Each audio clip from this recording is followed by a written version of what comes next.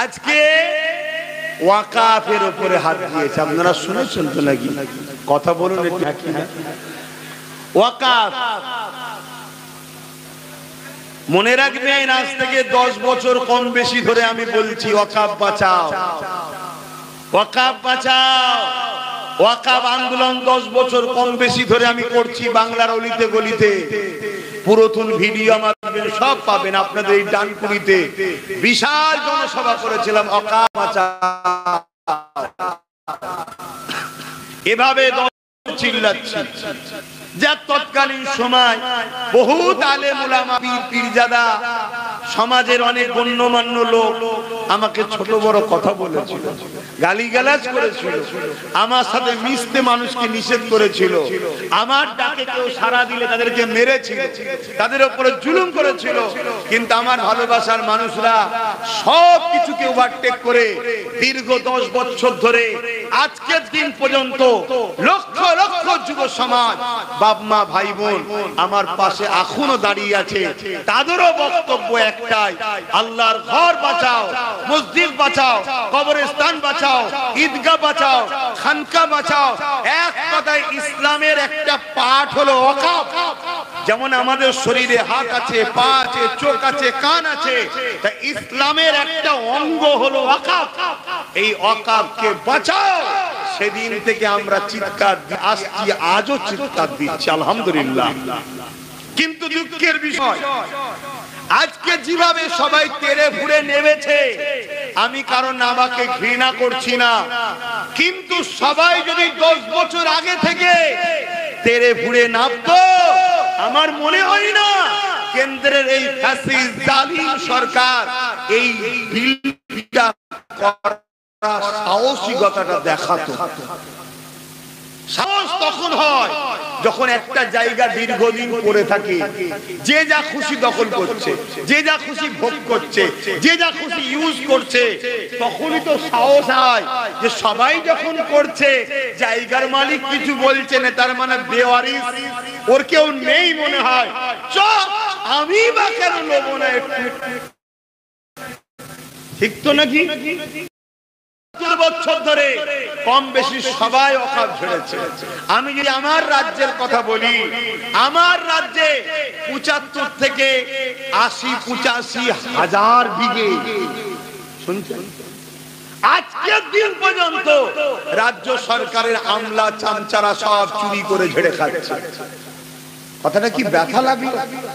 মসজিদের জায়গা, মাদ্রাসার জায়গা, কবরস্থানের জায়গা, খানকার জায়গা, বড় বড় কোটি কোটি টাকার সম্পদ রাজ্য সরকারের আমরা চামড়া সব ছেড়ে ছেড়ে আজকেও খাচ্ছে এই রাজ্য।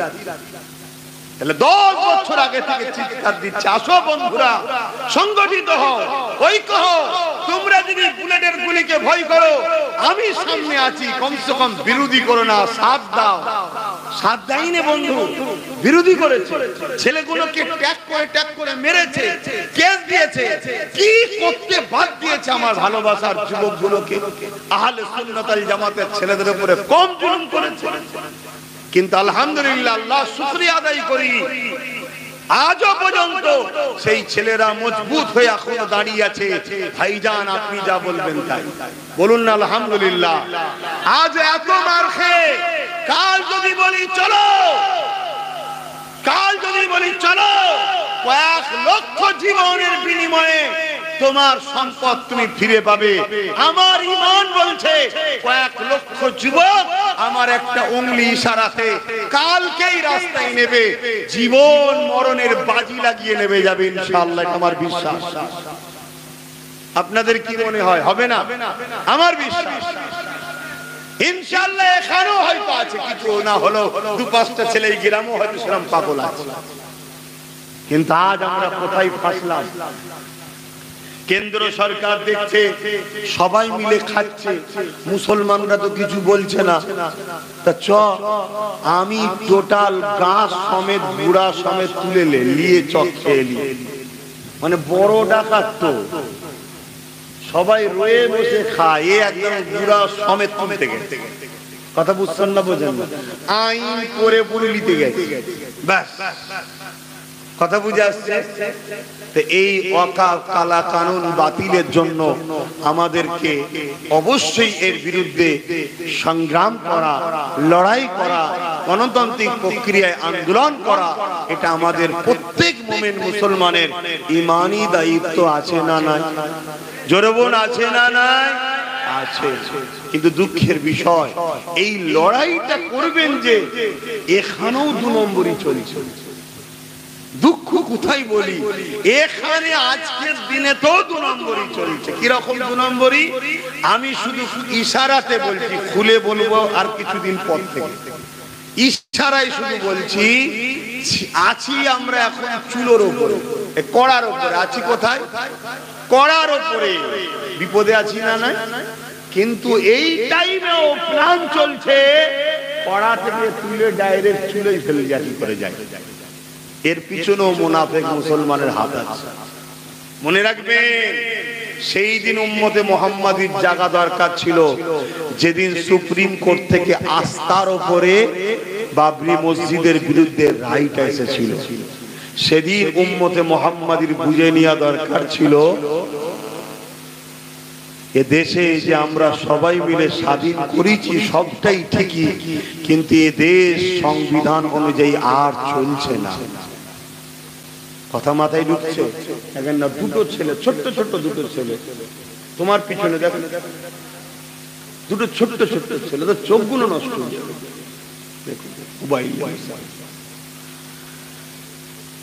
সেই দিন আমাদের বোঝা দরকার ছিল। কিন্তু এই লড়াই যাই হোক নাই হোক, যা ঘটে গেছে সব ভেবে লাভ নাই। এর সমাধানের রাস্তা এখনো আছে না না? আওয়াজ দেব না, আছে না না?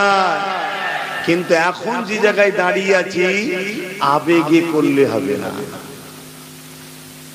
শুনছেন তো নাকি? একতলা 2তলা ঘর করেন আলাদা কথা, বিনা ইঞ্জিনিয়ার বিনা ব্লুপ্রিন্টে করে ফেললেন আলাদা কথা। এ তখন বিরাট বড় বিল্ডিং করতে হবে, বিশাল বড় লড়াই, ঠিক না?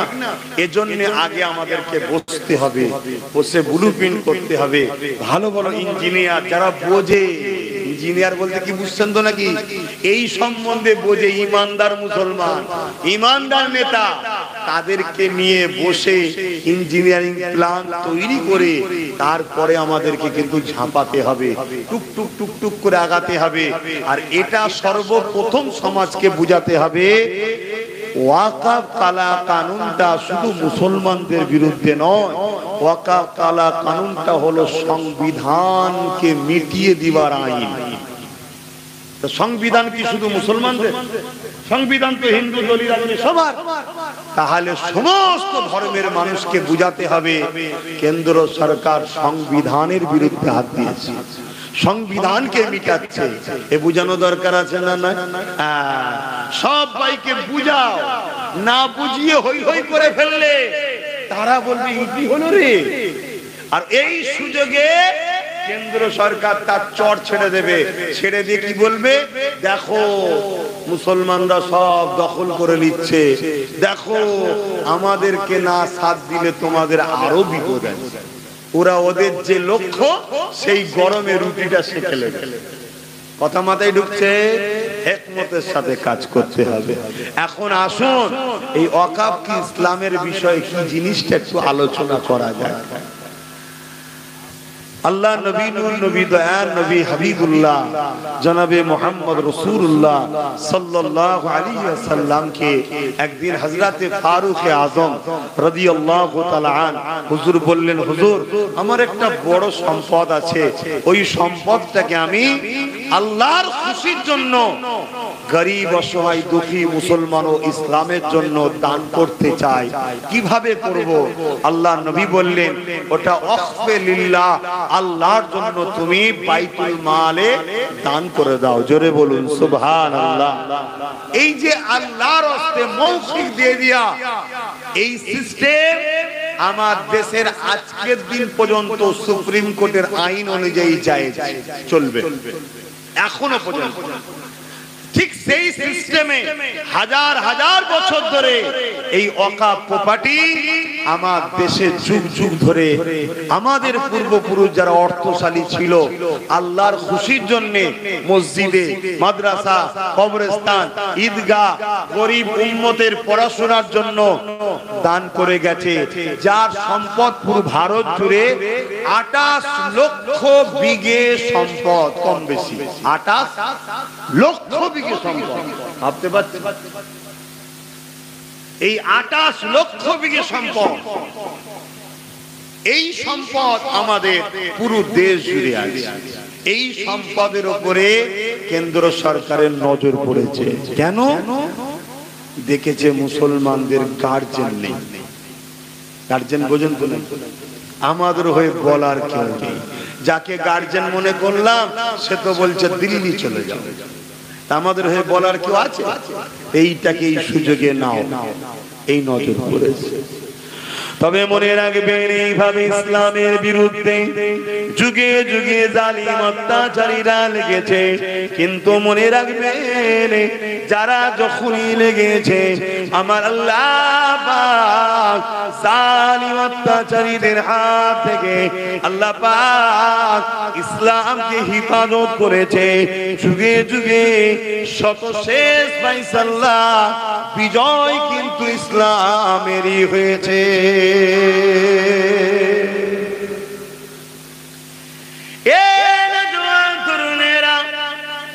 এটা আজকে নতুন নয়। এই যে মসজিদে আকসাকে আমরা দেখছি জালিমরা বারবার দখল করতে যায়, বারবার এটা করতে যায়, এটাও কিন্তু ওরকম নয়। কেননা ইতিপূর্বে মসজিদে আকসা অনেকবার বেদখল হয়েছে, অনেকবার আমাদের হাত থেকে চলে গেছে।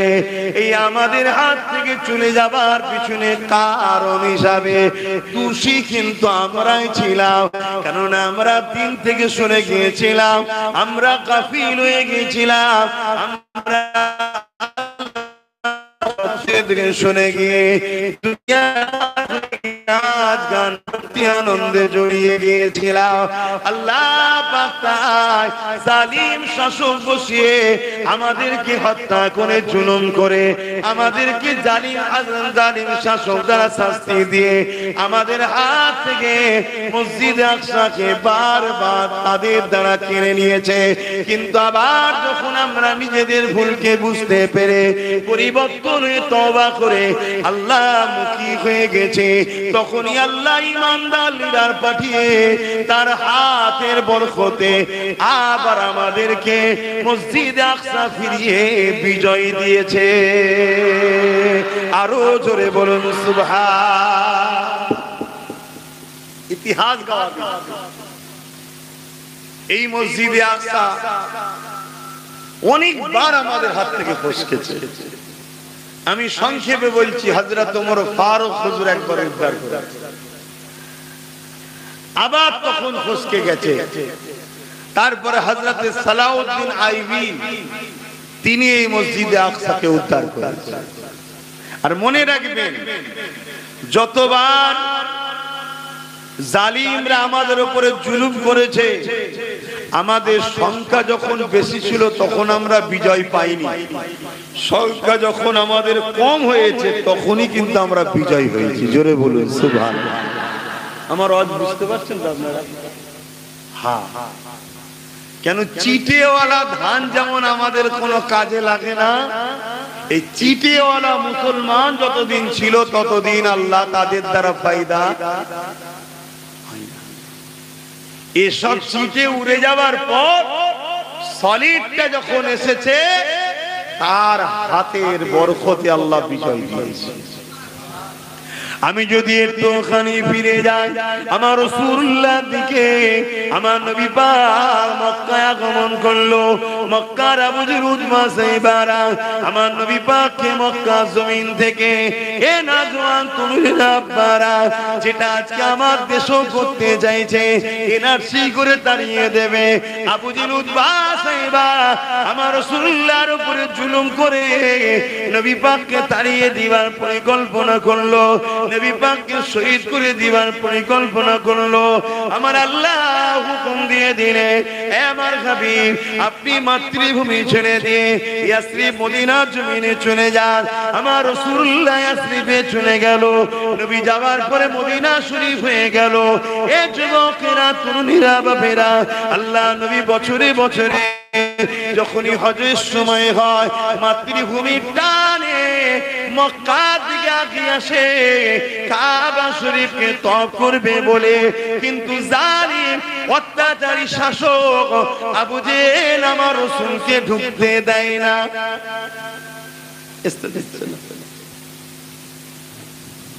এ যুবকেরা, এদিকে আমার নবী পাক সাল্লাল্লাহু আলাইহি ওয়াসাল্লাম মনে দুঃখে মক্কা জমিনে রয়েছেন, মদিনার জমিনে রয়েছেন। চতুর্দিকে আমার নবী পাকের মেসেজ চতুর্দিকে ছড়াতে লেগেছে। খুশবু যেমন চতুর্দিকে ছড়ায়, তোমার আমার যে বানানো খুশবু, এই খুশবু আমার নবীর পাসিনারও তুলনায় আসে না। নবী পাকের পাসিনা থেকে, খাম মুবারক থেকে এত সুন্দর খুশবু বাহির হয়। যখনই কেউ নবীর পাসিনাকে ব্যবহার করে সবাই আলোচনা করতে থাকে, এই খুশবু কোথা থেকে পেয়েছো? এই যুবকেরা, তরুণীরা, বাপেরা, আল্লাহ নবী যে রাস্তা দিয়ে চলে যায় কয়েক সপ্তাহ পর্যন্ত ওই রাস্তা দিয়ে যারা যায় ওই খুশবুটা পেতে থাকে। শুধু তাই নয়, 1450 বছর আগে নবী আমার মক্কা মদিনার যে যে গলিতে ঘুরেছে, যে জায়গায় ঘুরেছে, আজকে দিন পর্যন্ত ওই মক্কা মদিনার জমিনে আমার নবীর শরীরের খুশবু পাওয়া যায়। আরো জোরে বলুন সুবহান। এটা মেনে নিতে পারছেন তো নাকি? হ্যাঁ বা, এখানেই মুমিন আর মুনাফিকের পার্থক্য। দুনিয়াদার উলামা, দুনিয়াদার বক্তা, দুনিয়াদার মুফতি মানতে পারবে না। শুনছেন তো নাকি? আর যারা মুমিন উলামা, মুমিন মুসলমান, মুমিন মুফতি, তারা কিন্তু এটাকে বেশক মানে। কেন? আমার রাসূল পাক সাল্লাল্লাহু আলাইহি সাল্লামের শরীরের পাসিনার খুশবু এটা মিটার খুশবু নয়। জোরে বলুন সুবহানাল্লাহ। আজও মক্কা মদিনা শরীফে আপনি যাবেন, একটা ট্রাই করবেন, পরীক্ষা করবেন। আমার কথাটা মিলিয়ে নেন, পরীক্ষা করবেন। মক্কা মদিনা শরীফে গিয়ে দোকানদারকে বলবেন, এই যে মক্কা মদিনার আবহাওয়ায় যেটা খুশবু পাওয়া যাচ্ছে ওই খুশবুর আতরটা দেন। দোকানদার আপনাকে দেবে, দেখুন, আপনি নেবেন যে হ্যাঁ হ্যাঁ হ্যাঁ ঠিক আছে, সেম সেম। আপনি নিয়ে যখন ঘরে এসে ব্যবহার করবেন দেখবেন অন্য খুশবু। অ্যাকচুয়ালি আপনি শুকছেন দোকানদারের আতর, কিন্তু ও আতরের ঘ্রাণ আপনি পাচ্ছেন না, পাচ্ছেন সেই আবহাওয়ায় রাসূলের পাসিনার খুশবুটাই পাচ্ছেন। জোরে বলুন সুবহানাল্লাহ। আমি হাজারো পরীক্ষা করে দেখেছি, কথা বুঝে আসছে না? নাই, অনেক ট্রাই করি। এগুলো ট্রাই করতে হয়, দেখতে হয়। এতে কি হয়? নিজের কনফিডেন্স, নিজের মহব্বত, নিজের ঈমান আরো জোশ আসে। আল্লাহু আকবার। আমার নবী কি নিয়ামত! আমার নবী পাক সাল্লাল্লাহু আলাইহি ওয়াসাল্লাম মক্কা মদিনার বুকে বসে বসে মানুষকে দ্বীনের মেসেজ দিচ্ছে। গরিবের কথা, এতিমের কথা, অসহায়ের কথা, ইনসাফের কথা, ইনসানিয়াতের কথা, মা-বাপের ভালোবাসার কথা, মানুষের হকের কথা, এক আল্লাহ সৃষ্টিকর্তার বাণী মানুষকে শোনাচ্ছে। দলে দলে দলে দলে মানুষ আমার রাসূলুল্লাহর দিকে আসছে। এই মেসেজ এখন আবু জেহেলের দিকে চলে গেছে। আবু জেহেল খবরটা পেয়ে ও খুশি নয়। সবাই বলছে সরদার মোহাম্মদ রাসূলকে তো আমরা মক্কা থেকে সরিয়ে দিয়েছি, সে মদিনায় যা পাচ্ছে করুক না, কি দরকার? কিন্তু শয়তান এত বড় বদমাইশ, ওর বুকে ব্যথা হচ্ছে না। ওখানে গিয়ে আরামে দ্বীনের প্রচার করবে। তার মানে চলো সৈন্য রেডি করো, চলো সৈন্য রেডি করো। যেমন আজকে অনেক শয়তানদের কষ্ট হয়, আমাদের চাকরি দিল না, আমাদেরকে শিক্ষা দিল না, আমাদেরকে পদ দিল না, আমাদেরকে রাজনীতিতে ভাগীদারি দিল না, সব সময় আমাদেরকে লুটলো এরা। তারপরও আল্লাহ আমাদেরকে যেভাবে রাজকীয় ভাবে ভালো মন্দ খাওয়ায়, এই হারামখোর এই শয়তানদের সহ্য হচ্ছে না। শুনছেন না? শোনেন, এদেরকে আরো শেষ করতে হবে। তাই আমাদের পিছনে উঠে পড়ে লেগেছে, আমাদের জমি জায়গা সব লেগে। কিন্তু আমার মুসলিম তো এখনো যাচ্ছে না। আমার মুসলমান এরা এখনো বুঝতে পারেনি সব শিয়ালের একই ডাক রে বাবা, সব শিয়ালের একই ডাক। তুমি কার উপরে ভরসা করে চলছো? একমাত্র ভরসা করো আল্লাহর উপরে, আর একমাত্র ফলো করো মুহাম্মদ রাসূলুল্লাহকে। জোরে বলুন সুবহানাল্লাহ। যদি তোমরা কল্যাণ চাও, যদি তোমরা দুনিয়া আখিরাতের কামিয়াবি চাও, যদি তোমরা তোমাদের বাচ্চাদের ঘরে প্যালেস্টাইনের বাচ্চাদের মতো লাশ দেখতে না চাও, তাহলে কথা মেনে নাও। আর যদি মনে হয় যে না তুমি রেখে দিয়ে যাও কথা, তাহলে 10 বছর আগে যা বলেছিলাম আজকে সব ঘটছে, 3 বছর আগে যা বলেছিলাম আজকে তা ঘটছে, গত বছর যা বলেছিলাম আজকে তা ঘটছে। ইনশাআল্লাহ আমি তো মুখ, আমার কথা তো আর আমার নয়, আজকে বলে যাচ্ছি আগামী খুব শিগগিরই 2-3 বছরই দেখতে পাবে। শুনছেন? আর যদি বলেন যে না এক্ষুনি গাড়িকে রোকো, আমি রং রুটে যাচ্ছি, মেন রোডে উঠতে হবে। মেন রোড হলো একটাই, মুহাম্মদ রাসূলের কদম। জোরে বলুন সুবহানাল্লাহ। অন্য কোন জায়গায় নয়, কোন পীরজাদা মুফতি মাওলানা নয়।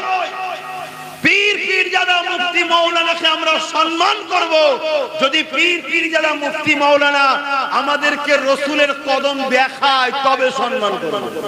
তার কথা নয়, তার মত নয়, তার দিন নয়। আমি বুঝতে পারছি তো নাকি? আমি একজন পীরজাদা, আমার বাপ একজন পীর, কিন্তু আমার আব্বার কথা নয়, আমার কথাও নয়। আমার আব্বা, আমি যদি তোমাদেরকে রাসূল চিনাই, তবে আব্বাস সিদ্দিকী জিন্দাবাদ। আমার নবী পাক সাল্লাল্লাহু আলাইহি সাল্লাম কি বলেছে জানতে হবে না? আখিরি জামানা নিয়ে আমার নবী বলেছে আখিরি জামানায় মসজিদ ভর্তি লোক থাকবে, একটা ঈমানদার থাকবে না। কি শুনছেন আমার কথা? বলবেন তো কি শুনছেন? আখিরি জামানায় মসজিদ ভর্তি লোক থাকবে, একটা ঈমানদার। নবী সত্য বলে না মিথ্যা বলে? নবী যদি মিথ্যা বলে নাউযুবিল্লাহ, আল্লাহ মৃত্যু হয়ে যাবে। লা হাওলা ওয়ালা কুওয়াতা ইল্লা বিল্লাহিল আলিয়্যিল আযীম। আল্লাহ অত বড় স্পর্ধা নেই তোমার বলার, বুঝাবার জন্য বললাম, মালিক মাফ করে দেন। কেন নবী যা বলে কার হুকুমে? করে বলুন, নবী যা বলে কার কথা বলে?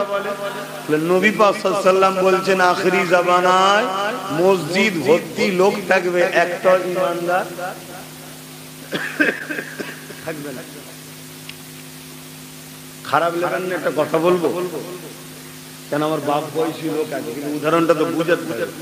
আচ্ছা, 1 লক্ষ যদি পুরুষও নয় নারীও নয়, আর একটা সম্প্রদায় আছে না? বুঝতে পেরেছেন?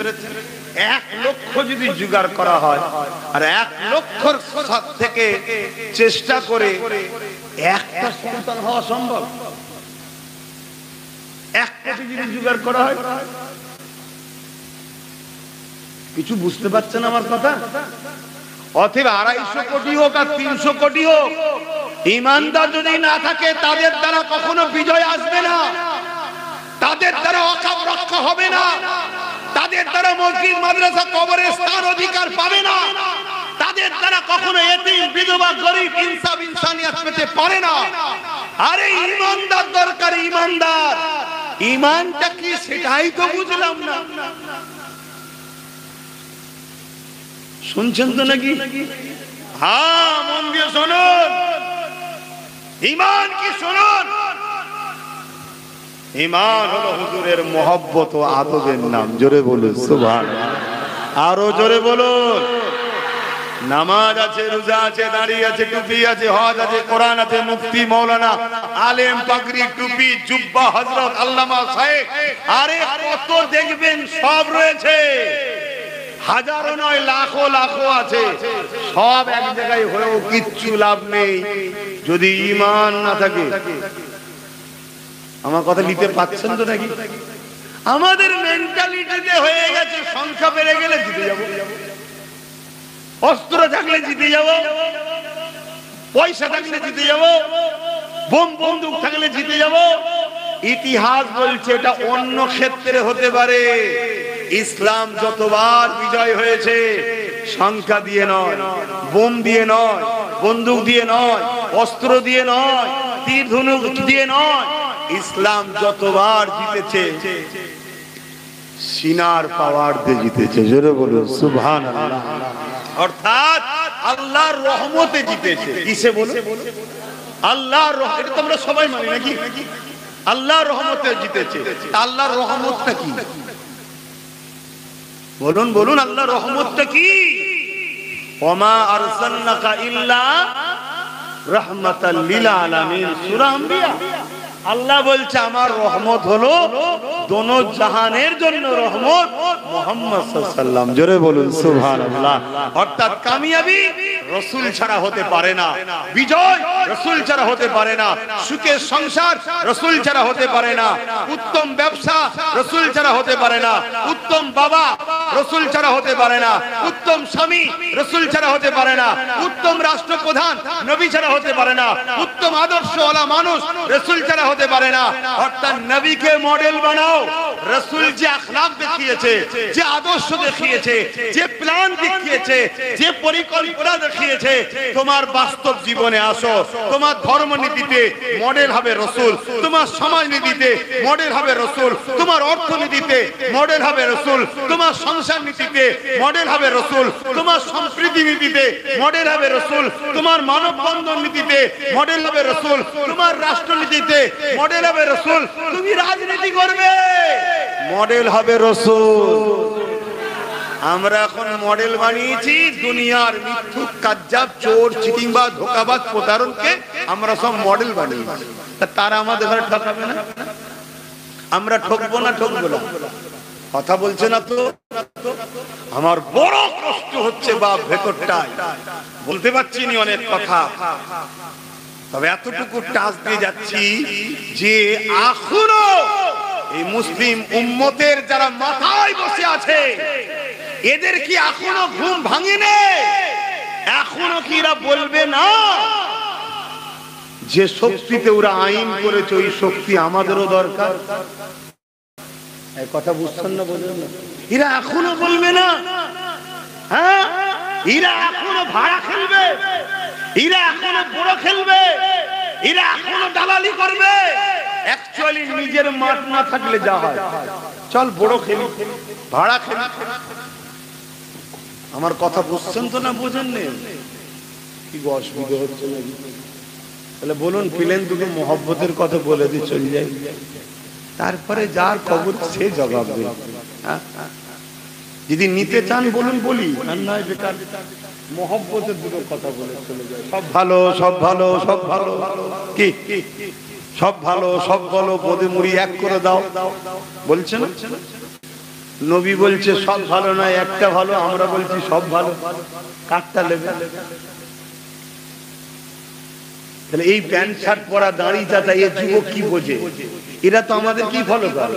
আমরা যদি 2 নম্বর হয়ে যাই, এ যাক তো সে সবই স্বাভাবিক। কথা বুঝছেন? নবী বলছে একটা ভালো, এ বলছে সব ভালো, সব ভালো, সব ভালো। সব ভালো মানে লড়াইটা হচ্ছে কিসের? ইসলামের জন্য তো। লড়াইটা হচ্ছে কিসের? মসজিদ মাদ্রাসার জন্য তো নাকি? তো মসজিদ মাদ্রাসা ইসলামটা কার? আমার বাপের না আপনাদের আব্বা জানেন? কিন্তু দ্বীন ইসলাম রাসূলুল্লাহ। সেই নবীকে যারা ঘৃণা করে, সেই নবীর বিরুদ্ধে যারা, সেই নবীকে যারা মরা বলে, আমাদের মতো মানুষ বলে, শাফাআত করতে পারবে না বলে, সেই নবীর বিরুদ্ধে দিন রাত গুস্তাখি করে, নবী পাকের ভুল আছে বলে, নবী পাক কিয়ামত দিন ফালফাল করে তাকিয়ে থাকবে বলে, নবী পাক সাল্লাল্লাহু আলাইহি ওয়াসাল্লাম রাখাল ছিল বলে, নবী পাক সাল্লাল্লাহু আলাইহি ওয়াসাল্লাম নাউজুবিল্লাহ ভিখারির বাচ্চা ছিল বলে, লা হাওলা ওয়ালা কুওয়াতা ইল্লা বিল্লাহ। তাদের সঙ্গে এক হয়ে তুমি আল্লাহর সাহায্য পাবে। আর আল্লাহর সাহায্য যদি না হয় বিজয় হবে? আমার কথা বুঝছেন তো নাকি? তাহলে আল্লাহর সাহায্য চাই না? চাই না। পুরো পৃথিবীর লোক একদিকে, আর আল্লাহ যদি কারো সাথে থাকে একদিকে, বিজয়টা কার হবে? বলুন, আমরা ইতিহাস পড়ে দেখেছি এই দেশে একটা বাদশা ছিল, নাম হলো আকবর। ও শয়তান বদমাইশ কি করেছিল শোনেন, নাম থেকে চমকে যাবেন না। কেন এখনো নাম দেখে আমরা মানুষ চিনতে গিয়ে ঠকছি। অনেক হাজি সাহেব দেখেছি, অনেক মোল্লা দেখেছি, এখন মোল্লা ঢেকুর তুলছে অন্য, এখন হাজি ঢেকুর তুলছে উল্টো। তাই বলবো নাম থেকে ছুটলে হবে না। আমাদের উচিত যে কোনো মানুষের সঙ্গে মিশার আগে মুহাম্মদ রাসূল আছে কিনা দেখা। কেন মুহাম্মদ রাসূলকে আল্লাহ আমাদের জন্য মডেল বানিয়েছে। যেমন চকচক করলে শোনা হয় না, অরিজিনাল চিনতে গেলে কোষ্ঠী পাথর দ্বারা দেখতে হয়। সব বাইরে থাকে নাকি শোনার কাজ হয়? চকচকে দেখলে দিলাও নাকি? হ্যাঁ বাবা, তাহলে কিন্তু মাথায় হাত, পালাবার রাস্তা খুঁজে পাবে না। তার জন্য কি করতে হবে? কোষ্ঠী পাথরে যাচাই করতে হবে, তাই তো নাকি? হ্যাঁ, অতএব দাড়ি আছে, টুপি আছে, বড় পাগড়ি আছে, বড় জুব্বা আছে, চকচক করছে, নামাজ আছে, রোজা আছে, চকচক করছে, ঠিক আছে, ভালো কথা। কিন্তু সোনা যেমন কোষ্ঠী পাথর ছাড়া যাচাই না করে নিলে ঠকতে হবে। এই দাড়ি টুপি চকচকে দেখে ছুটলে হবে না, দেখতে হবে সুন্দর মিষ্টি কথা দেখে ছুটলে হবে না, দেখতে হবে তার হৃদয়ে মুহাম্মদ রাসূলের আদব ভালোবাসা কতটা আছে। একবার নয়, 1000 বার তাকে ফলো করো, বিভিন্ন অ্যাঙ্গেল দিয়ে দেখো, বিভিন্ন টাইমে দেখো, বিভিন্ন ক্ষেত্রে দেখো, বিভিন্ন সময়ে দেখো ও তোমার রাসূলকে কোন জায়গায় রেখেছে। বিপদের সময় নবী ছেড়ে দিয়ে পালায় কিনা, আর পেটের সময় নবী নবী করে কিনা, এটাও দেখার দরকার। আব্বাসকে দেখতে হবে, কথা বলছো না? হ্যাঁ, আমাকেও দেখতে হবে, আমাকেও বাজাতে হবে। খুব তো নবী নবী শোনাচ্ছে, ফলো কর, ফলো কর। বেশ কিছু মাল পানি দিয়ে দেখ দেখি বিক্রি হয় কি, কি ক্রয়ের দরকার আছে না? হ্যাঁ, ঈমানের ব্যাপার রে বুকা। আব্বাসের প্রেম করে জাহান্নামে যেতে কেউ রাজি আছো নাকি? এখানে জান্নাত জাহান্নামের ফয়সালা। দুনিয়ায় কিছু হলে অল্প লোক, একটা চোখ যদি যায় আরেকটা আছে, দুটো যদি যায় সাথে কেউ আছে ধরে ধরে নিয়ে যাবে। এই যদি বলে দেওয়া হয় তোকে 1 লাখ টাকা দেবো, এমন লোক আছে চোখও দিয়ে দেবে, 10 লাখ টাকা দেবো, দুটোও দিয়ে দেবে। কথা বুঝছেন না? বুঝেন না? কিন্তু ঈমান চলে গেল। ঈমানের ব্যাপার এখানে বাপ, একটু বুঝে বুঝে কাজ করো। কেন কোরআনে আল্লাহ ওয়াদা করেছে বন্ধুর কাছে, অর্থাৎ হুজুর পাক সাল্লাল্লাহু আলাইহি ওয়াসাল্লামের কাছে, কি বন্ধু আপনাকে আমি রাজি করতে চাই। জোরে বলুন সুবহানাল্লাহ। তা আমি আপনার খুশির জন্য বলছি, এমন একটা লোককে আপনি জান্নাতে দেখতে পাবেন না, এমন একটা লোককে আমি জান্নাতে যেতে দেব না। যুবকরা বন্ধু শোনো, প্যান্ট শার্ট পরো, দাড়ি চাচো, গান শুনেছো, বদমাইশি করেছো, এসব অন্যায়। এ পিটানি খেয়ে আল্লাহ চাইলে মাফ হয়ে যাবে, বলুন ইনশাআল্লাহ। আর আল্লাহ চাইলে বয়স হলে যেমন বাপগুলো পরিবর্তন হয়েছে, সব দাড়ি টুপি রেখে নামাজ পড়ে তওবা 3 লাখ করে আল্লাহ চাইলে সব মাফ হয়ে যাবে, বলুন ইনশাআল্লাহ। কিন্তু হুজুরের যদি না হয়, আমার অজ বুঝছেন তো নাকি? আমার ওই একটাই নুক্তা ভাই, একটাই পয়েন্ট, যার জন্য সবকিছু আল্লাহ বানিয়েছে তার হও, তবে তুমি নিজে পাখি কথা বলবে। তারই হতে পারোনি, তুমি ফজর থেকে উঠে বসে তাহাজ্জুদে বসে কি করবে? তুমি কি করবে? আগে তার হও যার হতে আল্লাহ কোরআনে বলেছে, কুল ইন কুনতুম তুহিব্বুনাল্লাহ ফাত্তাবিউনি ইউহিব্বুকুমুল্লাহ ওয়া ইয়াগফির লাকুম যুনুবাকুম আল্লাহু গফুরুর রহিম। কোরআনই বলছি তো নাকি? हाँ देख बेटे बोले हम मनुष्य बड़ो कबलम कुलमा माना आप फरमाइए, आका को फरमाने के लिए खुदा ने फरमा रहे हैं, आप फरमाइए इन कुंतुम तुहिब्बुन अल्लाह, जो शख्स कहते हैं मैं रब ताला को मोहब्बत करते हैं, जरा बोले हमरा अल्लाह के भालोबासी, बोली ना अजरे बोले। अगर इन लोगों का दवा सच है, इन लोगों का बद सच है, तो एक इम्तिहान देना होगा। এরা যদি সত্যবাদী হয় এদেরকে একটা পরীক্ষা দিতে হবে। ফাত্তাবিউনি, প্রথমে যেন আপনাকে ইত্তেবা অনুসরণ করে নাই। জোরে বলুন সুবহানাল্লাহ। তাহলে আমার ভালোবাসার দাবিদার যদি সত্য হয়, বৈশিষ্ট্য কি হবে? আগে যেন আপনাকে ইত্তেবা করে, আপনাকে অনুসরণ করে, হুবহু নকশা কদমে চলে। কিন্তু মনে রাখবেন, কাউকে যদি না ভালোবাসা হয় তাকে ইত্তেবা করা যায়? কথা বলুন। তাহলে লিহাজা ফত্তাবিউনি কি अंदर प्यार छुपा हुआ है। ভালোবেসে আপনাকে যেন মেনে নেয়, ভালোবেসে যেন ইত্তেবা করে নেয়। আল্লাহ যদি ভালোবেসে ইত্তেবা করে নেয় কি পাবো? আল্লাহ বলছেন ইউহিব্বুকুমুল্লাহ, হাবিব বলে দিন আমি তাদেরকে ভালোবাসবো। জোরে বলুন সুবহানাল্লাহ। আমরা কি চাই আল্লাহ আমাদেরকে ভালোবাসুক? জোরে বলুন। তাহলে শর্ত কি? রাসূলকে আগে ভালোবেসে মেনে নিতে হবে। শুনছেন? তাহলে আল্লাহ আমাদেরকে ভালোবাসবে। আর আল্লাহ যখন ভালোবাসবে, লাভ না লস? আল্লাহ বলছেন ওয়াগফিরু লাকুম যুনুবাকুম আল্লাহু গফুরুর রহিম, তারা আমাকে বড় দয়ালু মেহেরবান পাবে, যা গুনাহ করেছে আমি সব মাফ করে দেব। জোরে বলুন সুবহানাল্লাহ। আরো জোরে বলুন।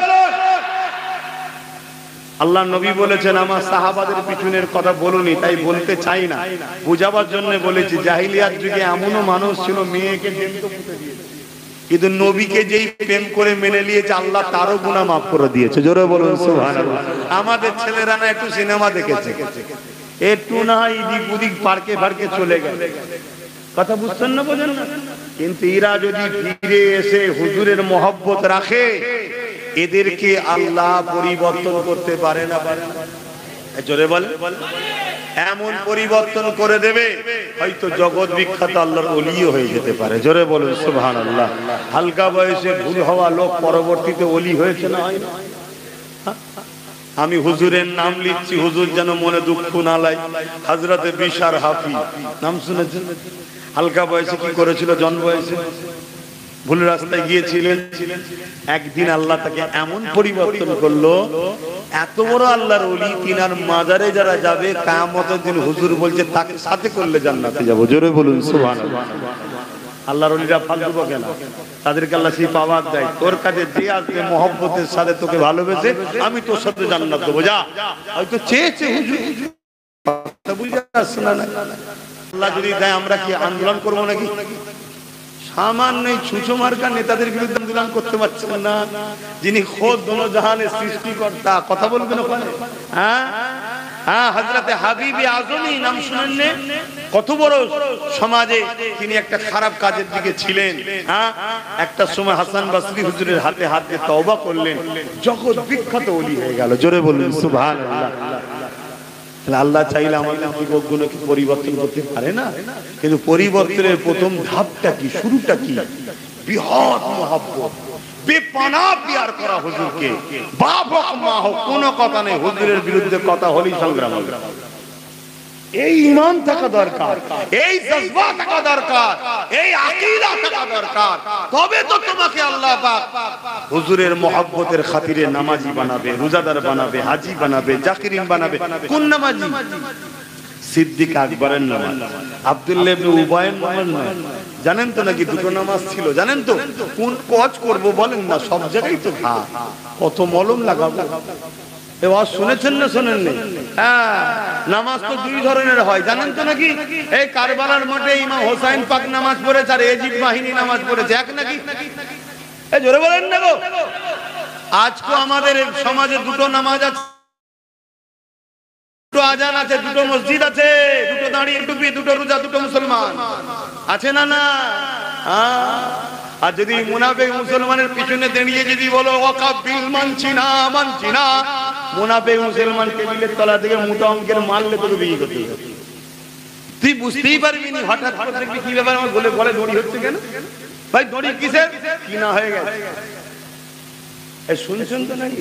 হ্যাঁ, আমার কথা বাবা একটু ঠোঁট আল্লাহ কেটে দিয়েছে, দেখছেন না কত বড় ফাঁকা করে দিয়েছে, তো হক কথা বলতে পারি। সেখানে রুকে রুকে বলবো, আমি কারো নাম কারো কিছু বলি, আমার তো কথা তাকে লাগবে যে মুনাফিক। তাহলে যারা চিড়বির চিড়বির করবে জানতে হবে ওষুধ কাজ হচ্ছে। এই সমাজ এখন চিড়বির চিড়বির হচ্ছে না, হয় না?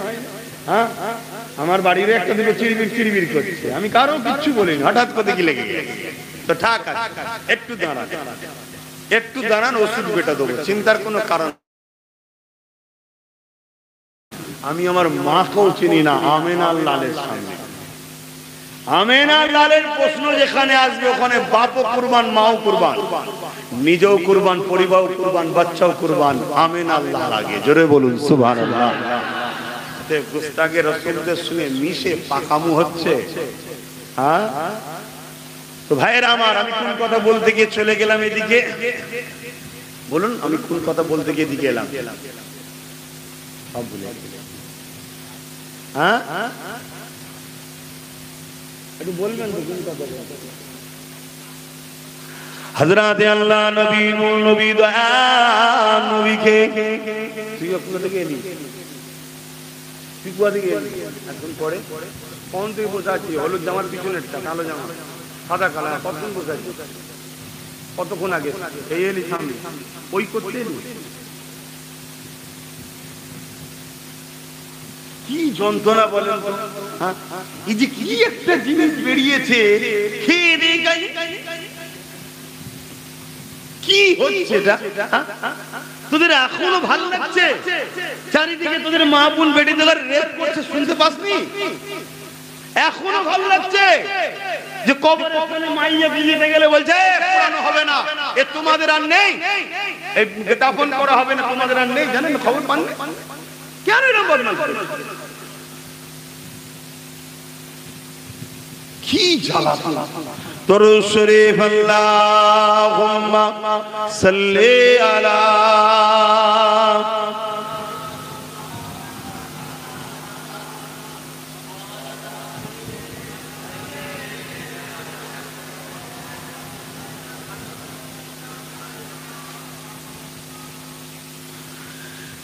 एक महने उन पर कुर्बान ज़माना है। आरो खुशी আমার নবীর উপরে শুধু আমরাই কুরবান নাকি পুরো জবান আমার নবীর কুরবান? জোরে বলে সুবহানাল্লাহ। আমার নবী ইশারা করে চাঁদ নিজেকে নিজে টুকরো করে দিয়েছে, জোরে বলুন সুবহানাল্লাহ। আমার নবী ইংলিশ ইশারা করেছে সূর্য নিজে থেকে ফিরে চলে এসেছে, জোরে বলুন সুবহানাল্লাহ।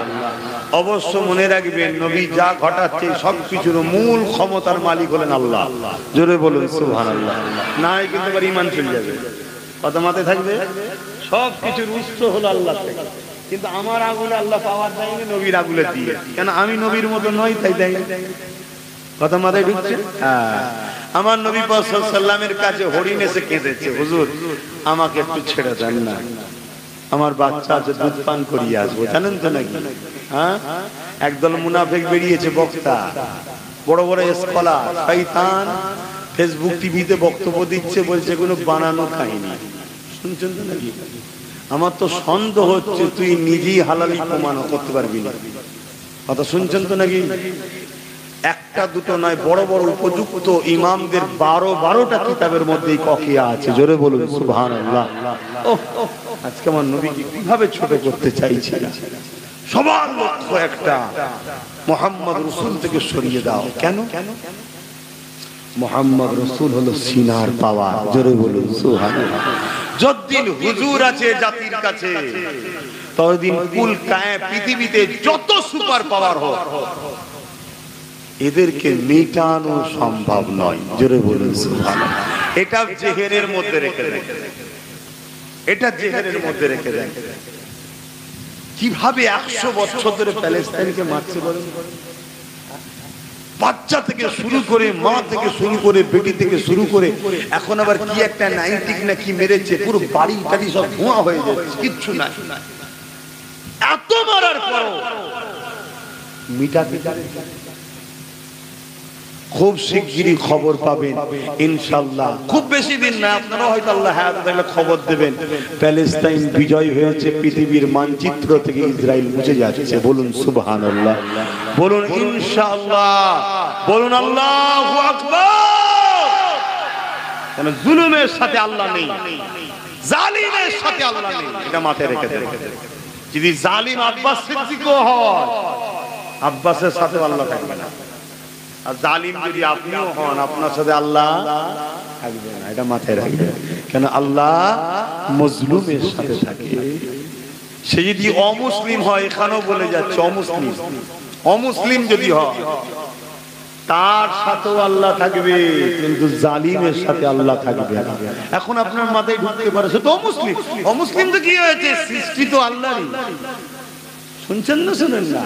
ও ভুল কি ঠিক করছে, কি ঠিক করছে, জবাব তিনি নেবে, আমি কে? সূর্য তিনি সবার জন্য তোলে, চাঁদ তিনি সবার জন্য দেয়, পানি তিনি সবার জন্য দেয়, খাদ্য সবার জন্য দিয়েছে, এই অক্সিজেন সবার জন্য দিয়েছে, হাওয়া সবার জন্য তিনি দিয়েছে, তিনি সবার জন্য দিচ্ছে, আমি কে কেড়ে নিবা? শুনছেন তো নাকি?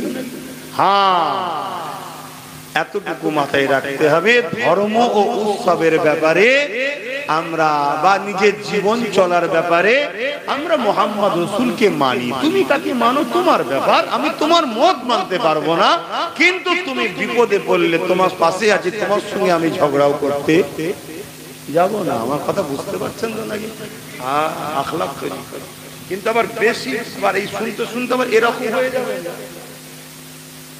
যদি কেউ আপনাকে জানের উপরে হামলা করতে আসে, এই ফতোয়াটাও শুনে রাখবেন, জানের উপরে যদি হামলা করতে আসে, যেমন নামাজ পড়া ফরজ, ঠিক তদরূপ ফরজ হচ্ছে জান বাঁচানো।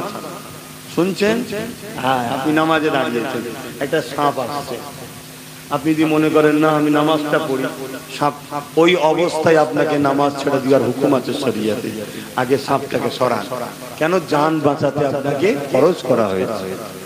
ঠিক তেমনই কেউ যদি আপনাকে মারতে আসে, জুলুম করতে আসে, হত্যা করতে আসে, ডিফেন্স করা ইসলামে জায়েজ ও ফরজ। জোরে বলুন সুবহানাল্লাহ। কিন্তু আগ বেরিয়ে কারোর উপরে জুলুম ইসলাম ইজাজত দেয় না। বাপেরা, নওজোয়ান তরুণেরা, হে নবী পাকের প্রেমিকেরা, আল্লাহ নবী যখন বদরের জমিনে গেলেন, অনেক বড় কথা সময়তে খেয়াল করি, আবু জেহেল উতবা সাইবা আবুল আহাব যখন খবর পেল মুহাম্মদ রাসূল ওই জায়গাতে আরামে রয়েছে, মানুষ দলে দলে তার কাছে আসতেছে, না সত্য ইনসাফকে ইসলামকে অ্যাকসেপ্ট করছে, আবু জেহেল সহ্য না করতে পেরে আগে আগে আগে আগে চলে গেল। 1000 সৈন্য নিয়ে গেল। যুবকেরা, তরুণেরা, প্রত্যেকের হাতে অস্ত্র রয়েছে, উট ঘোড়া গাধার পিঠে চেপে তারা রওনা দিয়ে চলে গেল মক্কা জমিন থেকে।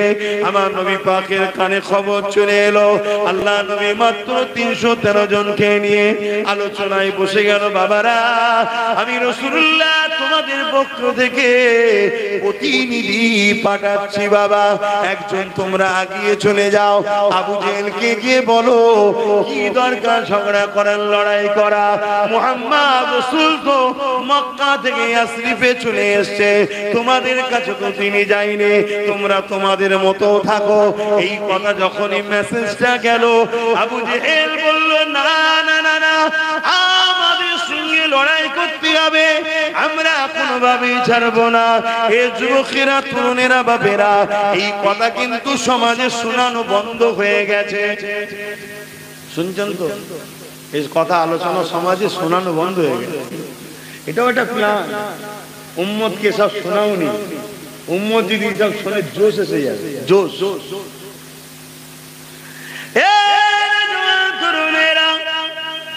আল্লাহ নবীর কাছে খবর এসে গেল, আল্লাহ নবী সাহাবা হুজুরকে নিয়ে 313 জনকে সাথে করে নিয়ে বললেন, চলো বাবা আমি একটু যাই, আবু জেহেলকে বুঝাবো বাবা, যদি সে বুঝে যায় তাহলে লড়াই হবে না, লড়াই যখন হবে না উভয়ের কারো ক্ষতি হবে না, যে যার মতো করে থাকবে বাবা। কেন লড়াই করা, ফিতনা করা, এটা সমাজের জন্য বড় ক্ষতির কাজ।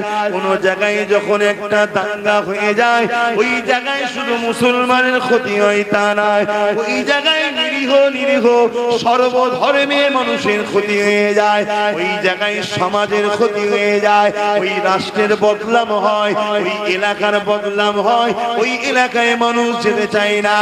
আজকে যেমন বিদেশি কোম্পানিরা আমার দেশে বিজনেস করতে আসতে চাইছে না, কেননা পৃথিবীর মার্কেটে ভারত ভারতবর্ষ দাঙ্গা হচ্ছে বেশি, জুলুম হচ্ছে বেশি, হিংসা হচ্ছে বেশি, দৈনিক রোড অবরোধ হয়, খুন খারাপি হয়, মারপিট হয়, বিজনেসম্যানেরা তাই এখানে বিজনেস করতে আসছে না।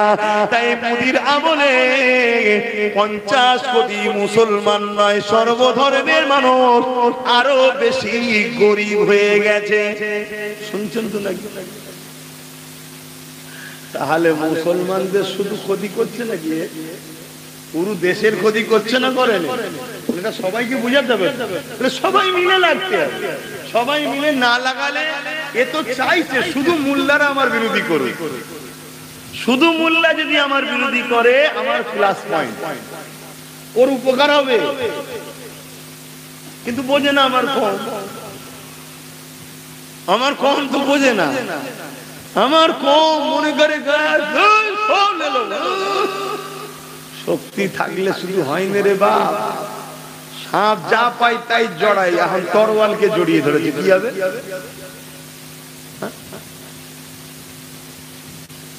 সিস্টেমে বলতে হবে বাপ।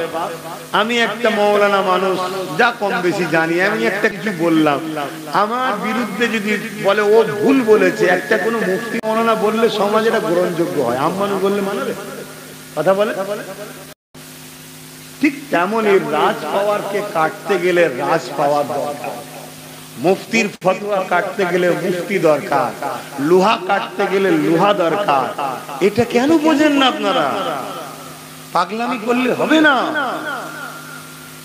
আইনকে মান্যতা দিয়ে আইনকে কন্ট্রোল করার স্বপ্ন দেখুন, আইনকে কন্ট্রোল করুন। আইন যারা কন্ট্রোল করছে তাদের সাথে আপনি বুড়ো খেলছেন, ভাড়া খেলছেন, তো সে আপনাকে দিয়েছে 1 লাখ, উসুল করবে না 2 লাখ? সবাই বিজনেস বোঝে, তারা বিজনেস বোঝে না? হ্যাঁ, হাজার হাজার কোটি টাকা পুরো দেশ জুড়ে দিয়েছে। দিল্লিতে 17,000 টাকা ইমামের মাইনে, বিভিন্ন জায়গায় ইমামদের মাইনে দিয়েছে বিভিন্ন টাকা। আমার রাজ্য দিয়েছে 2.5, 3, 3.5, যাই হোক, কম বেশি অত জানি না। এটা ওসুল করবে না? হ্যাঁ, একদম লিখছে বারে। কি বুঝছে? হয়তো 10,000 কোটি কি 1 লাখ কোটি টাকা খরচ করেছে, কয়েক লক্ষ কোটি মিলিয়ন টাকার সম্পদে বলে।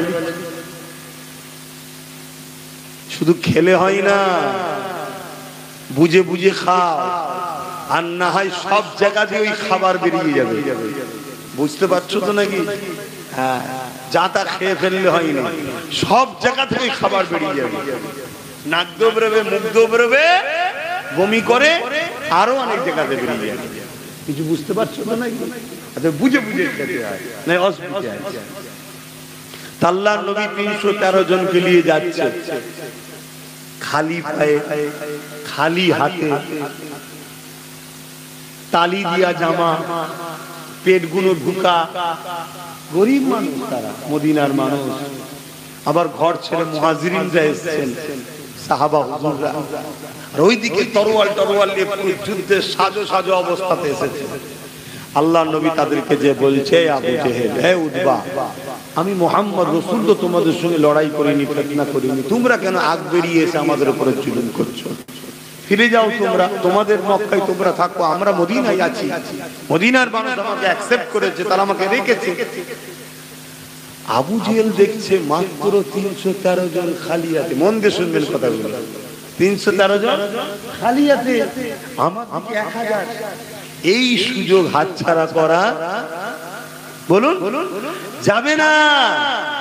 আবু জেহেল বলছে, হয় আমার ধর্মে চলে আসো, আর না হয় যুদ্ধের জন্য তৈরি হও। আজকের হুকুমতরাও দেখছে এদের না আছে চাকরি, না আছে টাকা পয়সা, না আছে কোনো বড় বড় পদে, না আছে রাজ ক্ষমতা, এই সংখ্যাও কম, অস্ত্রও নেই, সব খেয়েই শেষ মুসলমান। সকালে উঠলে পরাটা খা, গোশ ভুনা করে পরাটা, কিছুক্ষণ পরে আবার খা। আল্লাহ খাওয়াই না, খেয়ে খেয়েই তো শেষ। অতএব এই সুযোগ ছাড়া যাবে না। কিন্তু প্রভাবশালী ক্ষমতাশালীদের জানা দরকার, আবু জেহেল ভেবেছিল আর হয়েছিল কি? ভাবা দরকার আছে না না? হ্যাঁ, আমরা অন্যায় করেছি, আমরা জুলুম করেছি, আমরা নফসের ক্ষতি করেছি, আমাদের মধ্যে মুনাফিকরা ঢুকে গিয়ে আল্লাহ রাসূল থেকে আমাদেরকে অনেক দূরে সরিয়ে দিয়েছে, আমাদের ঈমান গুলোকে দুর্বল করে দিয়েছে। তবে মনে রাখবেন, ঈমান রাজ্যের জমিনের উপরে নাই এমনটা ভাববেন না। ইনশাআল্লাহ সেদিন 313 জনের ওসিলায় আর হিন্দুস্তানেতে এক মঈনুদ্দিন আজমিরির ওসিলাতে এই যুবকেরা হতভাগা আকবরের কথা বলছিলাম, যা তারা কি বদরের কথাটা বলেলি।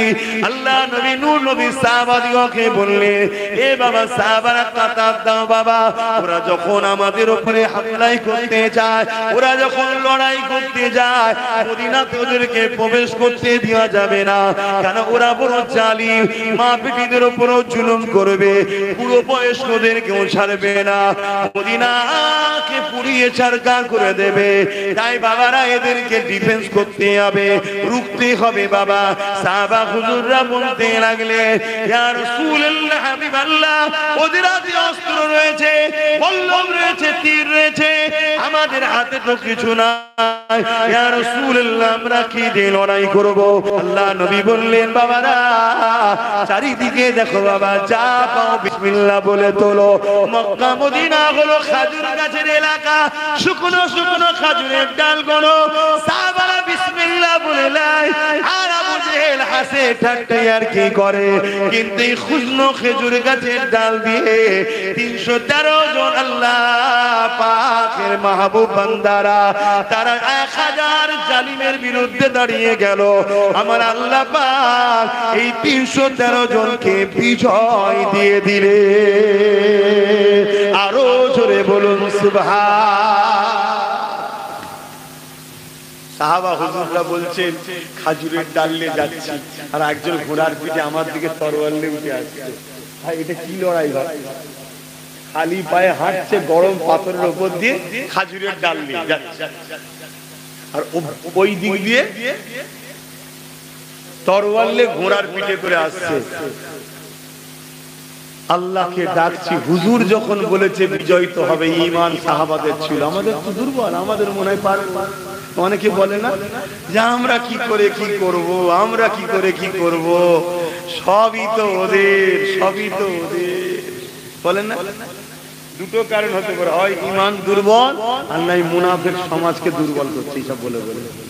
যা জন ছেলেগুলো একটু জাগছে, আবার কানে এসে বলিছে মন্ত্র দিচ্ছে, প্রবাদ বাক্য আছে না, জোরদার গায়ে ও মার গায়ে, ভয় খেলে হবে, ভয় একজনকেই খাবে। কে কে কে? যিনি জঙ্গলের বাঘের সামনেও তোমাকে নিয়ে যে নিরাপদের সাথে ফিরিয়ে আনতে পারে, শুধু নিরাপদ নয়, বাঘের পিঠে চাপিয়ে চাপিয়ে তোমায় আনতে পারে। জোরে বলুন সুবহানাল্লাহ। এসেছে না আসেন? ভাবছো কেন? তো যাই হোক, সাহাবী হুজুর বলছেন, আমি তো আল্লাহকে ডাকছি, বিসমিল্লাহ বলে আগাচ্ছি, আমার কাছে আসছে, হঠাৎ করে দেখছি ঘর থেকে কল্লা আলাদা, গায়েবী ভাবে হামলা হচ্ছে। আল্লাহর ফেরেশতা আল্লাহ পাঠিয়েছে। জোরে বলুন সুবহানাল্লাহ। এই আল্লাহ আছে না?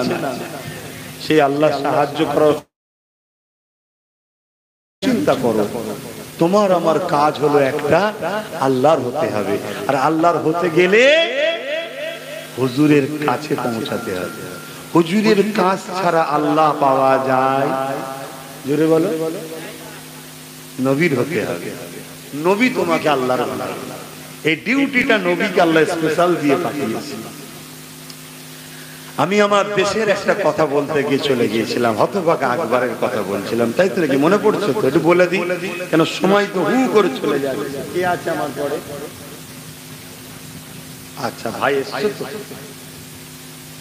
নাই, ইমাম সাহেব রয়েছে তো, মাশাআল্লাহ বারাকাতুহু। জন ছেলে কি আছে, আমি ওয়াজ করব 2 ঘন্টা শুরু করে দিই।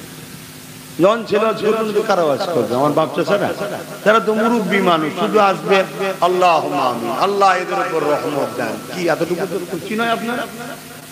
এক কথা বলছে না তো? এটাই তো পীর মুরিদ। এটাই তো অনুসরণ করা, এটাই তো ভালোবাসা। ওয়াজ করবে তো জন এরা। আমার বাপের আগে ওয়াজ করেছে না করে? আমার আব্বা বললাম 7 ঘন্টা 8 ঘন্টা পর্যন্ত ওয়াজ করেছে, আমি সর্বনাশ করেছি। ওই করেছেন বলি তখন আমাদের ঘরে 2 ঘন্টা করে গড়ে পাঠতে করায়। তো যা আগেকার মানুষ, এই যে বাপেরা সব বসে আছে, ইনারা যা খেয়েছে সলিড খেয়েছে, আর আমরা খাচ্ছি যাই ভালো মন্দ সব ভেজা, সব বিষ মিশানো, সব বিষ মিশানো। কেন কেন? এর পিছনে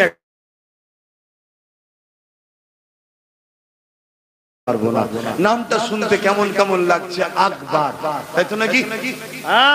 আবার মুগলে আজম নাকি কি বলা হতো, ভারতবর্ষের বড় রাজা ছিল নাকি, হতভাগা আকবর। ও শয়তানকে আল্লাহ এত বড় রাজা করলো, হঠাৎ করে মাথায় বুদ্ধি ঢুকলো যে আমি কোরআনটাকে বন্ধ করে একটা আসমানি কিতাব মানুষকে দেবো। চিন্তা করছেন কত বড় শয়তান। এই কাজ করবে কে? বল বল। এই প্যান্ট শার্ট পরা দাড়ি চাচারা পারবে? প্যান্ট শার্ট পরা দাড়ি চাচা নিজেকে জাহান্নামে নিয়ে যায়, সমাজকে নিয়ে যেতে পারে না। আর মোল্লা মৌলী সাহেব যদি বিগড়ে যায়, ও সমাজকে জাহান্নামে নিয়ে যাবে, নিজে তো যাবে যাবে, পুরো সমাজকে নিয়ে যাবে। শুনছেন তো নাকি? প্যান্ট শার্ট পরা দাড়ি চাচাকে যতটা না ভয়, মৌলী সাহেব যদি বিগড়ে যায়, ও বেটা খাতারনাক তাহলে। আর মৌলানা যদি আল্লাহ রসুলের পক্ষে হয়, পুরো সমাজকে জান্নাতে নিয়ে যাবে। জোরে বলুন সুবহানাল্লাহ। অ্যানসার করা নিয়ে যেতে পারবে না। এটাও শোনো কি, তাহলে আলেম যেমন বিরাট বড় ভালো, আর বিগড়ে গেলে বিরাট বড় বিপদ, ঠিক তো নাকি? হ্যাঁ, এসব শোনার কাজ করে আইসিডের প্রয়োজন হয় না, হয় না? হ্যাঁ, যেমন ভালো জিনিস আর উল্টো যদি গালে চলে যায়। তাহলে প্রতিটা জিনিসের মধ্যে ভালো মন্দ। এখন আপনাদের কারো মধ্যে যদি মনে হয় যে আলেম আলেম খারাপ কেন, আল্লাহর নবী বলছেন খায়রুল উলামা শাররুল উলামা, ভালো উলামা খারাপ উলামা। নবী বলছে, আমি কে রে বাবা? আমি তো দ্বীনের একজন খাদেম, আমি তো দ্বীনের একজন অনুসারী। দ্বীন আমারও নয়, আমার বাবের নয়, আমার দাদুরও নয়। দ্বীন তো আমিন আল্লাহ মুহাম্মদ রাসূলুল্লাহ। জোরে বলুন সুবহানাল্লাহ। হতভাগা আকবর সৈন্য পাঠিয়ে দিল, বড় বড় সব মাদ্রাসা, বড় বড় শিক্ষিত সব মুফতি মাওলানা ধরে নিয়ে আসো, তাদেরকে দাওয়াত দাও। বিশাল বড় খানার আয়োজন করা হলো। আকবর শুনছেন তো না? ওই খাবারের মধ্যে হতভাগা আকবর বদমাইশ কিছু নাপাক খাদ্য মিশিয়ে দিল। কি খাদ্য? কেন আকবর জানে ভিতরে যদি হারাম না যায় তাহলে রক্ত কথা বলে, রক্ত কথা বলে। অতএব এদেরকে খাদ্যের মধ্যে হারাম ঢুকিয়ে দাও। নানা রকম খাদ্যের মধ্যে শরাব আরো ইত্যাদি ইত্যাদি সব খাদ্যের মধ্যে জড়িয়ে দিয়ে উলামা মুফতিদের ঘরে সব খাইয়ে দিল। পেয়েছে, হাঁটু গেড়ে খেয়েছে, দাঁড়ি টাড়িতে লাগিয়ে আর করে একদম রাজার দরবারের খাবার খেয়ে আগুন টাগুন চুষছে। কাজ মিটে গেছে, রাজা এবারে মিটিং এ নিয়ে বসেছে। বসে বলছে, আমার একটা কথা আছে তোমাদের কাছে। কি কথা? আমি যা বলবো আমার সাথে যদি সাথ না দাও, রাজ দরবার থেকে বেরোবার আগে গর্দান উড়ে যাবে। কিভাবে ফেসিয়েছে শুনছেন তো? আর যদি সাথ দাও, প্রত্যেককে রাজকীয় রাজার দরবার থেকে মাইনে চালু করে দেবো, বা ভাতা বললে আপনারা যেটা ভালো বুঝবেন, ভাতা ভাতা চালু করে দেবো মাথা পিছু। রাজ দরবারের উলামা হিসাবে সম্মান দেওয়া হবে। সমাজে কোনো পুলিশ মিলিটারি আমার কেউ তোমাকে ডিস্টার্ব করবে না, আমার কথা যদি মেনে নাও। কি কথা? আমি একটা কিতাব লিখতে চাই, দ্বীনে ইলাহি নাম দেবো। ওই কিতাবটা কোরআনের বিরুদ্ধে, কোরআন ব্যান করে এইটাকে সমাজের মানুষের কাছে গ্রহণযোগ্যতা দিতে হবে। শুনছেন ভাই? উলামারা সব তো একে অপরের দিকে তাকাচ্ছে, যতই হোক এই তো সবে হারাম খেয়েছে রে বাবা, কত আসর তখন পড়ে নেই, আল্লাহ তো ভয় আছে, একে অপরকে তাকাচ্ছে। কিন্তু রাজা কি বললেছে বেরোবার আগে? কতল। হ্যাঁ, ব্যাস ভয় খেয়ে যাবে। সবাই বলল, যে যাহা পানা, আপনার কথায় আমাদের সহমত, আমরা সব ব্যবস্থা করে দেবো। শুনছেন? ওই দাওয়াতে কিন্তু একজন ছিল না, হযরতে মুজাদ্দিদে আল-পেসানি রাহমাতুল্লাহ আলাইহি, জোরে বলুন সুবহানাল্লাহ। মুজাদ্দিদে আল-পেসানি বলেছিল আকবর চরিত্রহীন, সারাবি, ও নিজের রাজ দরবারে বাইজিনার হিজরে বা বিভিন্ন মেয়েদের নাচ দেয়, ওর দাওয়াতে আমি যাব না। এজন্য হুজুর যায়নি, হুজুরকে বন্দী করতে পারে না। আলেমরা রাজি হয়ে গেল, কিতাব লিখা হয়ে গেল, গোপনে গোপনে সব কিতাব লিখা হচ্ছে। কিতাবটা তো আশ্চর্য ভাবে দিতে হবে, কি করে দেয়া যায়? বিশাল একটা গাছের ডগলাতে লাল কাপড় দিয়ে জড়িয়ে রাতের অন্ধকারে একজনকে দিয়ে টাঙিয়ে দিয়েছে। হাওয়া হচ্ছে দুলছে, হাওয়া হচ্ছে দুলছে, রাত কেটে যাওয়ার পর পরের দিন সকালে মানুষজন মাঠে যাচ্ছে, ক্ষেত খামার চাষবাস বিভিন্ন কাজে, লাল কাপড় দূর থেকে দেখা যায় না, যায় না, আর হাওয়ায় দুলছে। নজর পড়েছে কি, দু চারজন কি ভিড় হচ্ছে, এলাকায় সব জানাজানি হচ্ছে, কি কি কি কি করতে করতে বিশাল ভিড় হয়ে গেছে। আকবর এসে হাজির, ঘোড়ার গাড়িতে করে চেপে সৈন্য সামন্ত নিয়ে, মন্ত্রী তন্ত্রী নিয়ে এসে হাজির। পারো, পাড়া হলো, খোলো, যেন শয়তান কিচ্ছু জানে না এমন ঝাঁজ লিখছে, খোলো, খোলা হলো, সব আরবিতে লিখা। এই আলেমদেরকে নিয়ে আসো, আলেমদেরকে নিয়ে আসো। উলামারা বলল আমাদের সহিংসার উপরে আল্লাহ খুশি হয়ে আসমানি কিতাব পাঠিয়েছে। কি বলতে হবে এখানে? বললেন না, মানুষের মধ্যে মুখসা আছে হলো, অনেক মুসলমান বুকে দাঁড়িয়ে গেলেন পাগলার মতো বকছে। অনেকে বলছে মৌলানারা বলছে, এতগুলো মুফতি বলছে, এতগুলো মৌলানা বলছে, এতগুলো উলামা বলছে, ওই এতগুলোর পিছনে আবার একদল চলে গেল। শুনছেন তো নাকি? মতনৈক্য তৈরি হয়ে গেল। কেন সমাজে অনেকে বলে হ্যাঁ এতগুলো এতগুলো এতগুলো, এখানে এত, এখানে এত, হ্যাঁ এরা এতগুলো বোঝে না।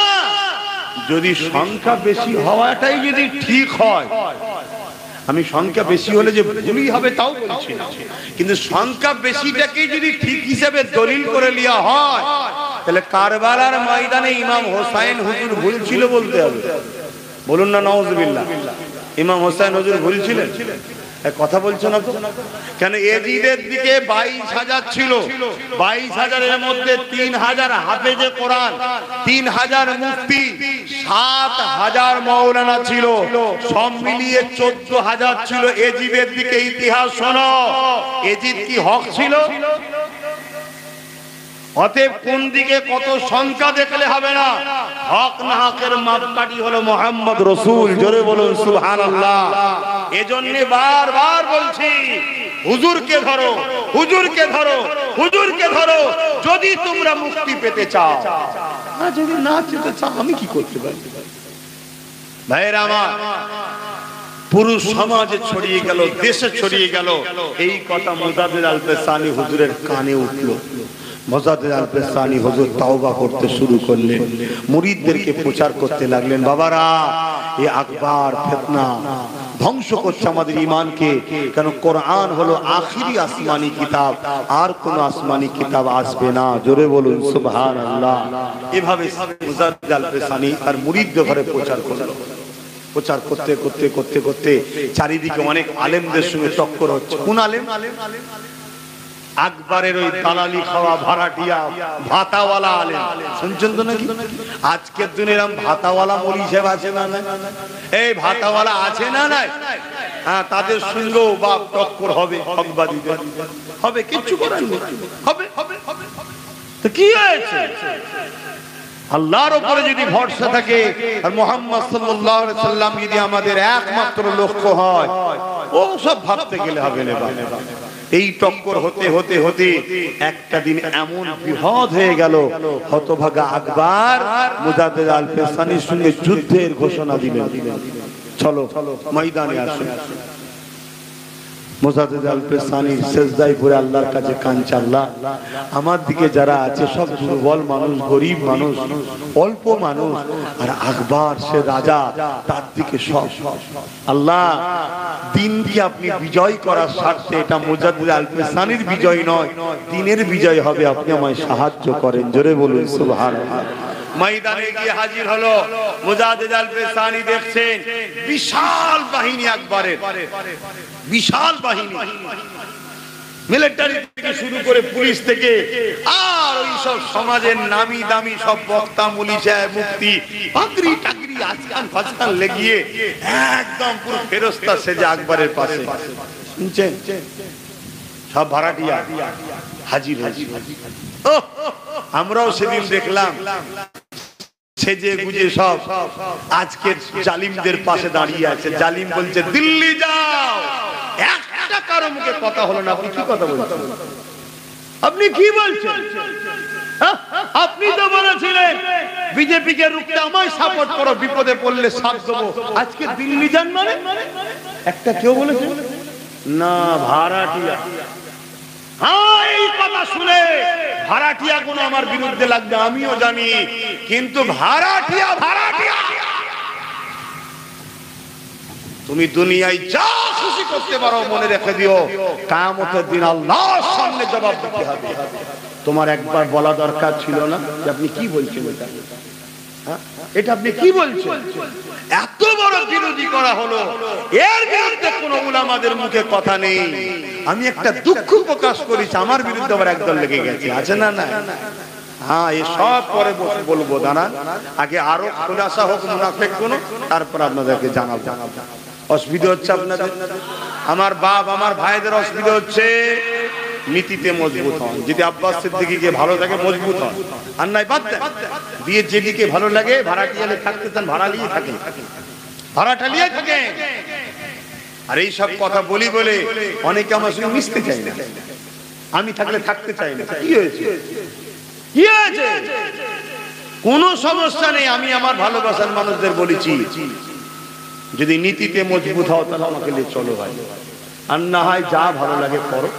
আমি তোমাদেরকে জোরকে কাউকে জোর করেছি বলতে পারবে কেউ কখনো? না, প্রেমে কখনো জোর হয় না। আরে আমার ধর্ম বলছে জোর করা যাবে না। হতভাগা আকবর এই ময়দানে এসে গেল, মুজাদ্দিদ আল পেশানি দোয়া চাইতে, আল্লাহ আপনি সাহায্য করেন। বিশাল তুফান এলো, সেই তুফানে হতভাগা হাকিম মুজাদ্দিদ আল পেশানি ও তার বাহিনীর উপর দিয়ে গিয়ে হতভাগা আকবর ও তার বাহিনীকে তুলে আল্লাহর জাহান্নামে পাঠিয়ে দিল। জোরে বলুন সুবহানাল্লাহ, আরো জোরে বলুন সুবহানাল্লাহ। নারী দিবে আসেন একটু বসতে দেন চেয়ারে। তো ভাইয়েরা আমার শুনছেন তো নাকি? তুমি দাওয়াতি মানুষ, যাও যাও, শুনছেন তো নাকি? উলামায়ে তিনি আলোচনা করবে, আমি সংক্ষেপ করছি। আমার কথাতে ভাষাতে ব্যবহারে কেউ কষ্ট পেয়েছে মনে রাখবেন, আমার কথাটা মন দিয়ে শুনে। শুনছেন তো নাকি? প্রত্যেকটা ওয়াকফ কালা কানুনের বিরোধী আন্দোলনকে আমি সাপোর্ট করছি।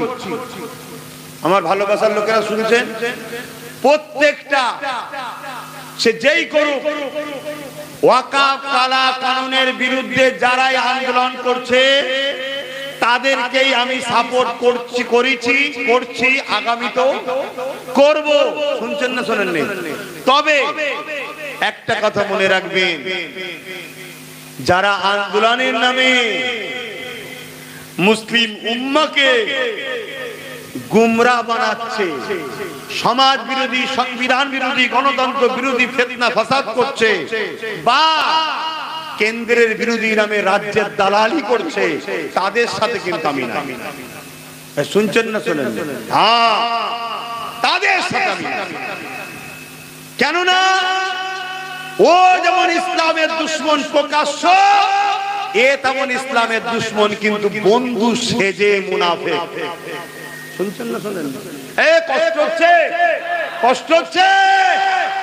এরপরও দেখবেন অনেক ভাড়াটিয়া আমার বিরুদ্ধে বলবে, অনেক ভাড়াটিয়া বলবে, কিন্তু ওই ভাড়াটিয়ারা একবারও বলবে না 3টে এমপি কেন যায়নি কৈফিয়ত দেন, কেন রাজ্য থেকে কেস করছেন না কৈফিয়ত দেন, কেন আপনি নিন্দা বিল পাস করছেন না বিধানসভার মধ্যে কৈফিয়ত দেন। একবারও বলবেন না কেন দিল্লি যাওয়ার কথা বললেন কৈফিয়ত দেন। একবারও বলবেন না যে 1000-এর উপরে ভাঙরের ছেলেদেরকে ওয়াকাফ কালা কানুনের বিরোধী কেন্দ্রের বিরুদ্ধে আন্দোলন করতে নেমেছিল, তাদেরকে কেস দিলেন কেন, কৈফিয়ত দেন। একবারও বলবে না যে বিভিন্ন জায়গায় আন্দোলন করতে গেলে থানা নিরীহ মানুষকে চমকাচ্ছে, হুমকি দিচ্ছে যে আন্দোলন করা যাবে না। তা আপনার পুলিশ এটা করছে কেন বলবে না, শুধু মুখে বলবে আমি হতে দেবো না। শুনছেন না, শোনেন? অথচ 2025-এ কেন্দ্র সরকার যেটা করতে চাইছে কি, ওয়াকাফ কমিটির মধ্যে অমুসলিমকে ঢুকাবে, তাই তো নাকি? 2024-এ অলরেডি আমার পশ্চিম বাংলায় ওয়াকাফ কমিটিতে অমুসলিম দুজনকে রাজ্য সরকার ঢুকিয়ে দিয়েছে।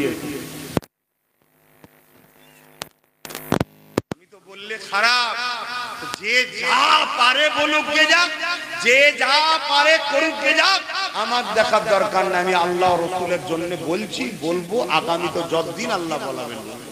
কথা ক্লিয়ার? আপনারা যদি আমাকে নিয়ে মিশতে পারেন চলুন, আলহামদুলিল্লাহ একসাথে বলবো। আমি বলবো, আপনারা বলবেন ঠিক বলেছেন, আপনাদেরও বলা হয়ে যাবে। তাহলে ইমানের দ্বিতীয় স্তরে আমরা থাকবো। প্রথম স্তর হাত তোলা, অন্যায় দেখলে ওটাতে আমরা পাচ্ছি না কেন, রাজ ক্ষমতা আমাদের হাতে নাই, থাকলে পুলিশ দিয়ে অন্যায়কে রুখতাম। ঢুকছেন না, ঢুকেন না? তা দ্বিতীয় নম্বরটাতে আমরা আছি, তৃতীয়টাতে আমরা থাকছি না, দ্বিতীয়টাতে কমসে কম থাকি। বলুন ইনশাআল্লাহ। এখন ভাই এসেছে, কথা বলবে, আমি আর কোনো কথা নয়। দুরূদ শরীফ, আল্লাহুম্মা সাল্লি আলা